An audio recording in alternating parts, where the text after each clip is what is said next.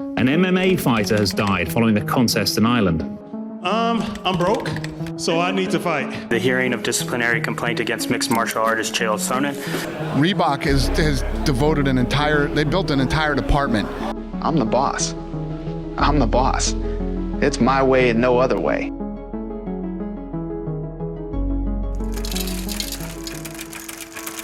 The UFC has evolved as one of the most widely recognized combat sports, drawing in millions of fans who look up to the fighters who rule the octagon with their fists. But I bet you didn't know that UFC is banned in several countries. Pay attention, because even if you don't follow UFC, the effects of this feud will be felt far beyond the realm of sport. Decades ago, when Zuffa took control of the UFC, the sport was marketed as a deathmatch in which two fighters would compete until only one survived. Dana White, president of the Ultimate Fighting Championship. Basically what we want to do is we want to make this the Super Bowl of mixed martial arts.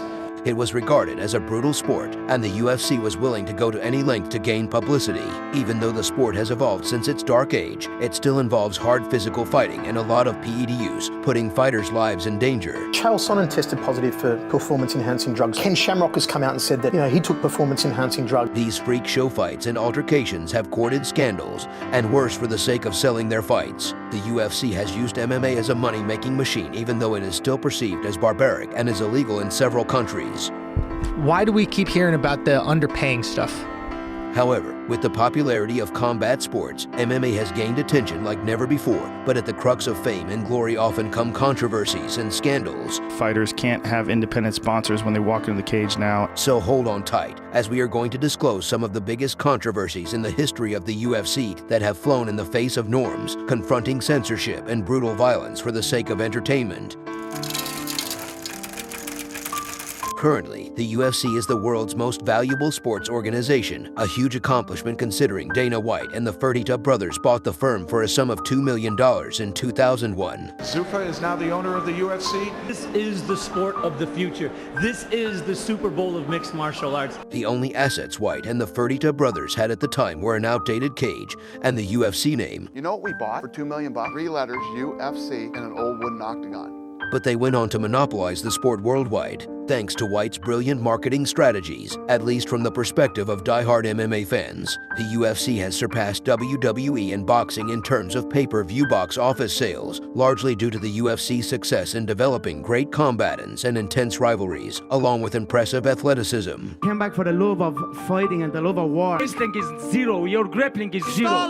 The combination of amazing skills used in the sport keeps spectators engaged all year round. What do you anticipate from a full-contact competitive sport that blends amateur wrestling, boxing, Brazilian Jiu-Jitsu, karate, judo, catch wrestling, and Muay Thai? Although the leading MMA organization has earned more overall pay-per-view purchases than boxing since reaching its peak in 2009. UFC 229, Khabib versus McGregor is sold out. Fighter salaries remain confidential. There isn't much information available, but it's rumored that they don't even approach conventional sports money. When information does surface in the media, it might be illuminating. See, it's not that I'm asking for more money. It's I'm asking for a bigger revenue share of what we bring in. Man, I'm not at this rate. I'm just gonna be broke at the end of my career. Even if the sport has progressed tremendously, there are still some dark secrets to be revealed. According to reports, UFC athletes only receive a small fraction of the money won during matches. This is despite the reality that it is the fighters who risk losing the most. Although several current and past combatants have publicly confessed that their compensation is unfair, Dana White has consistently defended the UFC in these situations. You don't like the way we pay our fighters? Go start another MMA organization and you go fucking figure out how to do it. A class action lawsuit was created by several former fighters to sue the UFC. But since the UFC controls their jobs and futures, current fighters have kept their issues hidden. We're gonna go through some serious cuts here at the end of the year. Probably gonna have 60 cuts. It's not surprising that UFC fighters are complaining about salaries given the company's enormous profits, not to mention the fact that they have to pay management fees, gym fees, travel charges, nutritionist fees, and training camp expenses, which is almost 70% of their salary. The UFC doesn't contribute to any of these expenses for the fighters. A fighter needs to be fairly compensated for this kind of commitment, as many fighters are still drowning in debt. Undeniably, a fighter can earn a lot of money if they get to the top ranks, but most fighters never do. Even worse, the sport is dangerous and violent, which could lead to a lot of extra medical costs. Before the Reebok agreement, fighters were able to display their own sponsors on their gear, so when they entered the ring, their attire would reveal their sponsors. That's how the majority of them handled their low pay. The difference in the amount of pay that they're getting, like, that's not good. It's just not good. Yeah. But when the UFC signed that agreement with Reebok in 2015, a unified rule was introduced that forbade the fighters from wearing their sponsors on their clothing, which was a major financial catastrophe for the fighters. Ladies and gentlemen, the UFC Kid. Despite the UFC's constant efforts to increase the payouts of fighters, particularly for those who hold upper tiers, the sport is still criticized. Perhaps Dana White and the other bosses take home the lion's share of the money.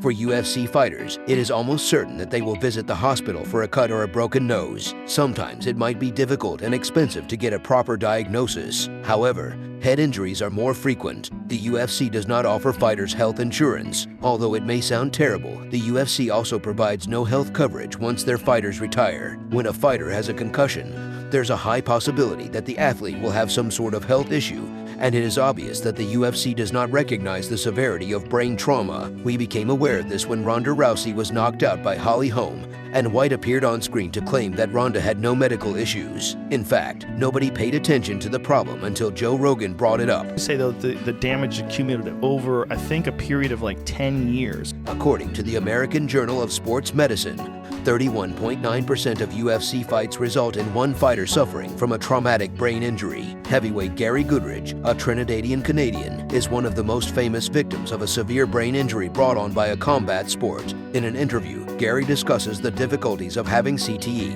and how he has contemplated suicide multiple times. It sneaks up on you. It's like a shark in the water that you can't see.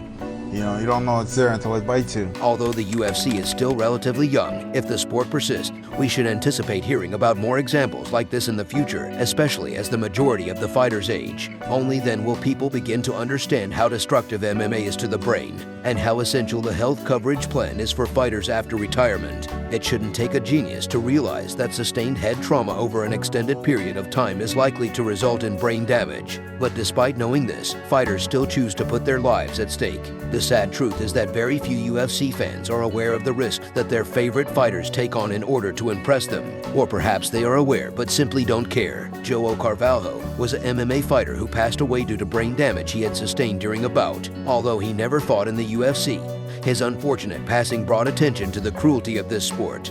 An MMA fighter has died following the contest in Ireland. Various medical organizations have confirmed that repeated hits on the head, as suffered by the majority of MMA athletes, can lead to lasting brain damage. There have been rumors that boxers suffer head injuries while in their training facilities. Fighters suffer knockouts and concussions during training camps, but they must get back up and continue because they can't afford to call off the fight. When advertising its events, the UFC never mentions that MMA is associated with a lifetime risk of disability or, in some severe cases, death. Instead, society has stood by and allowed individuals to pay to witness gruesome acts of violence for pleasure. The UFC fights resemble a contemporary kind of gladiatorial conflict and appear unethical.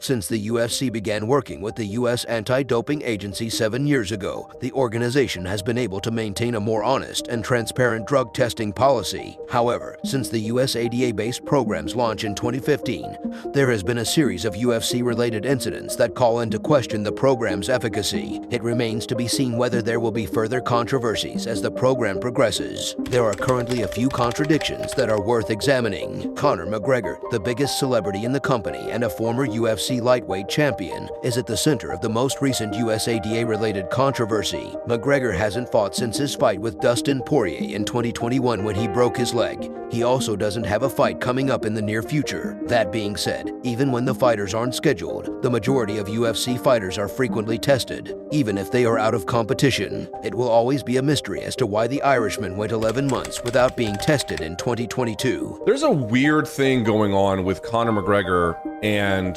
USADA. When questioned about the circumstances, USADA responded that they wouldn't comment on the testing pool status of any participating athlete. It takes a tremendous amount of skill and effort to compete in a UFC bout, and viewers are gullible to believe that the competitors always behave honorably. Although the UFC has done a remarkable job of reducing steroid use, there are still claims of drug use among athletes. In other cases, the UFC has even been criticized for permitting fights even after the competitors have failed drug tests. John Jones and Vitor Belfort engaged in one such battle. It's assumed that the UFC was aware that Belfort had failed a drug test, but hid the results to continue the bout. The bout nearly cost Jones his arm. Jones later expressed displeasure with the UFC. How many failed drug tests the UFC has covered up is unknown. There may be dozens or more of them. The UFC despises stopping fights, which is the truth. After losing to Hector Lombard via TKO in 2013, Rousimar Palhares was disqualified. Test results for Palhares revealed high testosterone levels. Another fighter, Chael Sonnen, was disqualified after losing to Anderson Silva in 2010. Sonnen had a positive test for a substance that had been previously mislabeled as a natural steroid. Complaint against mixed martial artist Chael Sonnen. Mr. Sonnen, welcome you and your attorney to the table. The California State Athletic Commission fined him $2,500 and suspended him for a year. During a random drug test in 2012, Dutch fighter Alistair Overeem was caught. His application to be granted a license to compete was turned down because he had a testosterone and epitestosterone ratio of 14:1. The average ratio is 1:1. Nate Marquardt, an American, was disqualified in 2011 for failing his pre-fight physical. The UFC sacked him right away after discovering that he had excessive testosterone levels. In 2016, former heavyweight champion Brock Lesnar returned to the UFC for a one-off fight, sparking the most famous USADA-related UFC controversy. At this fight, Lesnar would go on to beat his opponent, Mark Hunt. However, Lesnar's post-fight clomiphene-positive test complicated matters. The UFC would go on to label this as a no contest as it got out that Lesnar failed 2 drug tests pre-fight. During an appearance on the MMA Hour podcast with Ariel Helwani, Mark Hunt went on a foul-mouthed rant about the UFC and the sport as a whole, making it clear that he thinks there is a problem with performance-enhancing drugs within the industry. It's frightening that only a small number of drug cases have managed to come to light, so make sure to consider those who have remained hidden when discussing the issue. Wow. No one's bothered to call me about anything about those cheating motherfuckers. You know what's the worst thing about this whole scenario is that the UFC don't do shit about it. The popularity of combat sports has skyrocketed in the previous decade, with MMA gaining attention like never before. Controversies have always been a part of sports, and many people think it's good for business. A dynamic has been a part of the business from the beginning, appreciated by some and despised by others. Despite the undying devotion to mixed martial arts, the fighters now have to learn media presence, their value, and how to promote their own events. It is apparent that if you have influence and an audience, you can circumvent the organization and reap the benefits. The tide is slowly turning against the greedy middlemen and back in favor of the individuals and the athletes themselves.